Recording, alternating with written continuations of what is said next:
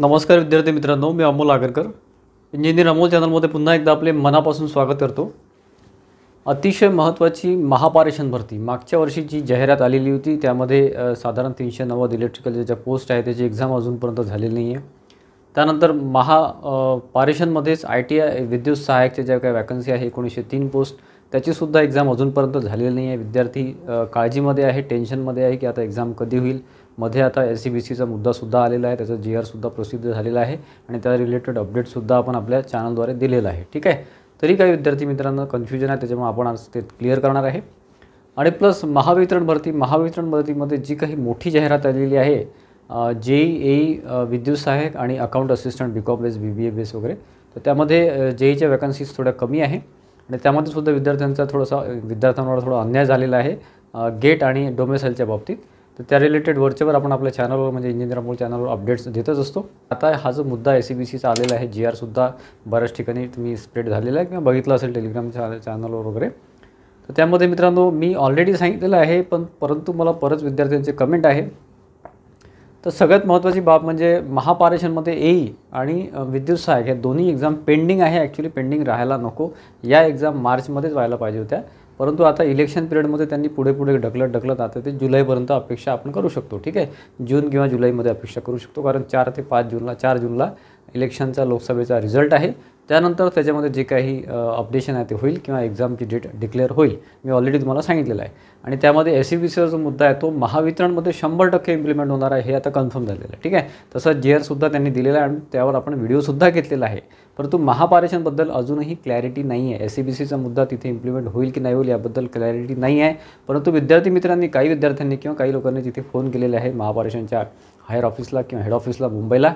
तर त्याच्यामध्ये बऱ्याचशा विद्यार्थ्यांना अलग किंवा वेगवेगळे उत्तर मिळालेले आहे। काही मुलांना मिळालेलं आहे की जूनमध्ये इलेक्शन जे काही आचारसंहिता विड्रॉ झालं की त्यानंतर काही दिवसात 15 दिवसामध्ये एक्झाम होईल किंवा जुलैमध्ये एक्झाम होईल।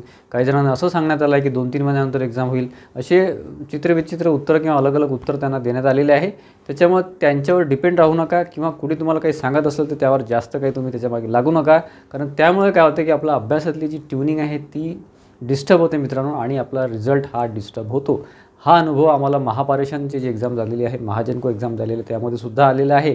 काही ना काही कारणास्तव एक्झाम डिले होत गेली आणि मग विद्यार्थी मित्र शांततेत बसून गेले। मला विद्यार्थी स्वतः सांगितलेल्या विद्यार्थ्यांनी की सर आम्ही खूप छान अभ्यास सुरू केला होता, परंतु एक्झाम पोस्टपोन होत गेल्या आणि मग आम्ही शांत बसलो, अभ्यासामध्ये थोडं लिंक तुटली आणि नंतर आमचा रिझल्ट निगेटिव्ह आला। असे बरेचसे एक्झाम्पल आपल्याकडे आहेत मित्रांनो।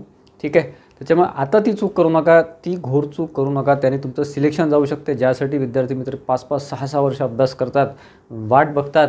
प्रायव्हेटचा जॉब सोडलेले AEचे विद्यार्थी म्हणजे BE झालेले विद्यार्थी प्रायव्हेट जॉब सोडलेले आहे, पुण्यामध्ये मुंबईमध्ये जॉब सोडलेले आहे, मागच्या वर्षीपासून अभ्यास करतात। ITIचे विद्यार्थीसुद्धा कुठेही जॉब न बघता, ज्यांना जॉबची गरज होती परंतु जॉब न बघता ते पूर्ण कुठेतरी मोठे कोर्सेस त्यांनी लावून ठेवलेले आहे आणि याचा अभ्यास करत आहे, ते सुद्धा आतुरतेने महापारेषणच्या विद्यार्थीची वाट बघत आहे। परंतु माझं असं म्हणणं आहे मित्रांनो, प्रामाणिक मत आहे, मला जे काही महत्त्वाचं आहे किंवा जे ॲक्च्युअल आहे ती परिस्थिती तुमच्यासमोर आणण्याचा प्रयत्न करत असतो। माझं मत असं आहे मित्रांनो की महापारेषणमध्ये SCBCचा मुद्दा येऊच शकत नाही, कारण की ती जाहिरात फेब्रुवारी 2024ची आहे, याच्या आधीची आहे। ठीक आहे, पहिला पॉईंट हा। आणि दुसरा MPSCमध्ये ते इम्प्लिमेंट झालेलं आहे, कारण MPSCमध्ये स्टेज 1 स्टेज 2 नंतर इंटरव्ह्यू असे स्टेप्स राहतात। त्याच्यामुळे कसं आहे की तिथे ते इम्प्लिमेंट होण्याची शक्यता आहे, परंतु महापारेषणमध्ये शक्यता कमी आहे, पहिली गोष्ट ही। दुसरी गोष्ट, काही विद्यार्थ्यांच्या म्हणण्याप्रमाणे किंवा काही लोकांच्या म्हणण्याप्रमाणे जर महापारेषणमध्ये SCBCचा मुद्दा इम्प्लिमेंट जरी झाला तरी फक्त 20 ते 25 दिवस किंवा 20 दिवस हार्डली मिळतील, 15 ते 20 दिवस मिळतील अपडेशनसाठी। ठीक आहे, अपडेशनसाठी जर झाला तर मला तर शक्यता अतिशय कमी वाटते, तर हार्डली 15-20 दिवस म्हणजे जूनचा जो महिना आहे तो त्यामध्ये जाईल आणि जुलैमध्ये ते कधीही एक्झाम घेऊ शकतात। माझ्या मते 90% माझं म्हणणं आहे, 10% मी का म्हणत नाही, कारण डिपार्टमेंटवर माझा भरोसा नाही आहे, ते कधी डेट चेंज करतात, परंतु 90% शक्यता आहे की जुलैमध्ये एक्झाम होऊ शकते। ठीक आहे, त्याच्यामुळे त्या तयारीमध्ये राहा।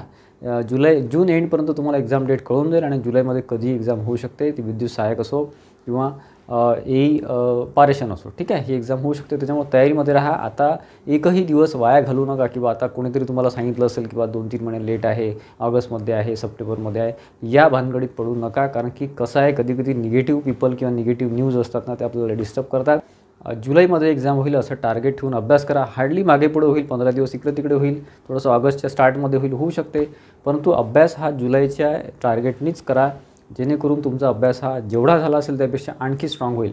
तुम्ही जर वीक पडले तर तुमचा जो अभ्यास झालेला आहे त्यामध्ये सुद्धा तुम्हाला निगेटिव्ह अनुभव येतील. निगेटिव्ह अनुभव म्हणजे तुमचं लक्षात राहणार नाही किंवा वाचलेलं तुम्ही विसरून जाल वगैरे. त्याच्यामुळे कंटिन्यूमध्ये अभ्यास असणं अतिशय आवश्यक आहे. तो एईचा असो का विद्युत सहाय्यक पारेषणचा असो. दोन्ही एक्झाम जुलैमध्ये एक्सपेक्टेड आहे, स्ट्रॉंगली एक्सपेक्टेड आहे. मी तुम्हाला सांगतो कुठलंही कारण असो एक जुलैमध्ये एक्सपेक्टेड आहे की एंडिंगपर्यंत तुमचं जुलै एंडिंगपर्यंत हे एक्झाम होऊन जातील. ठीक आहे. दुसरा पॉईंट महावितरणमध्ये SCBC आरक्षण 100% लागू होणार आहे. त्याच्यामुळे कसं आहे की ती एक्झाम जुलै, ऑगस्ट, सप्टेंबर ही कधी पण होऊ शकते. असं नाही जुलैमध्ये होईल किंवा ऑगस्टमध्ये होईल. आपण हे कन्फर्म सांगू शकत नाही कारण त्याची फॉर्म सबमिशनची प्रोसेसच अजून झालेली नाही आहे. 20 मेपर्यंत ते डेट त्यांनी सांगितलेली आहे. त्याच्यानंतर पुढे आणखी वाढणार आहे. जूनच्या एंडिंगपर्यंत त्याची प्रोसेस फॉर्म सबमिशनची चालणार आहे. जुलै किंवा ऑगस्टमध्ये ते एखादी डेट देतील आणि त्याच्यानंतर एक्झाम. तसे महावितरणचा कारभार हा किती शांततेत चालतो आहे आपल्याला माहीत आहे. त्याच्यामुळे त्याच्याकडनं असं काही महावितरणकडनं आपल्याला अपेक्षा नाही की ते जुलैमध्ये घेतील म्हणून ते एक्झाम लेट होईल. त्यामुळे त्यासुद्धा तयारीमध्ये राहा. आणि त्याच्यामध्ये जे काही गेटच्या किंवा डोमेसाईलच्या ज्या भानगडी आहे त्याच्यामध्ये सुद्धा त्यांच्याकडनं आता काही अपेक्षा नाही आहे त्या महावितरणच्या हेड ऑफिसकडनं की ते काहीतरी करतील. काहीच अपेक्षा नाही आहे. जर काही करायचं असेल तर जे काही ऊर्जा मंत्री आहे किंवा ऊर्जा सचिव आहे त्यांच्याकडेच तुम्हाला जे काही आहे विनंती करावं लागेल. तिथूनच काहीतरी होईल. महावितरण प्रशासन काहीही करणार नाही. तर हे माझं मत झालं. बाकी प्रयत्न तर आपल्याला करावेच लागतील त्यामध्ये. आणि अभ्यास तुमचा कंटिन्यू ठेवा मित्रांनो. कुठल्याही निगेटिव्ह गोष्टीवर येऊन मला विद्यार्थी मित्रांचे कमेंट आले, काही कॉलसुद्धा आले. त्यावरून असं लक्षात आलं की विद्यार्थी मित्र गोंधळलेले आहे आणि यांचा अभ्यासामध्ये डिस्टर्ब होत आहेत किंवा अभ्यास होत नाही आहे. ठीक आहे. त्याच्यामुळे हा स्पेशल व्हिडिओ आज आपण घेतो आहे. आणि महाजनकोचा जो मुद्दा आहे मित्रांनो, महाजनको JEE वेटिंग लिस्टवर मला प्रश्न होते की त्याबद्दल सर काही अपडेट द्या. तर मित्रांनो त्या रिलेटेड आपण माहिती घेणं सुरू आहे. परंतु त्याची वेटिंगची प्रोसेस आता सुरू होईल काही दिवसामध्ये आणि पुढे आपल्याला एक पॉझिटिव्ह न्यूज त्यामध्ये सुद्धा मिळेल. जॉईनिंग तुमचं 100% होणार आहे. जे वेटिंगचे जे विद्यार्थी आहे JEE त्यांचं वेटिंग थ्रू सिलेक्शन किंवा जे काही जॉईनिंग आहे ते पुढे होणार आहे. परंतु ते प्रोसेस थोडी डिले होऊ शकते कारण ते ट्रेनिंगची जी शेड्यूल आहे महाजनकोची ती खूप हेक्टिक शेड्यूल आहे. 1 वर्षाचं ट्रेनिंग राहतं. त्याच्यामुळे कसं आहे की ते हेक्टिक असल्यामुळे त्यांनासुद्धा ते मॅनेज करायला कठीण जातं. त्यामुळे थोडा तिथे डिले होऊ शकतो. ठीक आहे. तर आशा करतो मित्रांनो की बऱ्यापैकी थोडंसं एक तुम्हाला रिलॅक्स करायचं किंवा तुमचं जे एक मोटिवेशन देण्याचं किंवा डायरेक्शन देण्याचा मी आजच्या व्हिडिओमध्ये प्रयत्न केलेला आहे.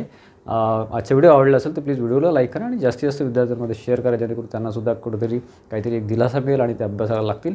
आपल्या चॅनलला सबस्क्राईब केलं नसेल, इंजिनियर अमोल चॅनलला सबस्क्राईब केलं नसेल तर प्लीज सबस्क्राईब करा आणि बेल आयकॉन क्लिक करा जेणेकरून अपडेट्स तुम्हाला वरच्यावर मिळत राहतील. धन्यवाद मित्रांनो.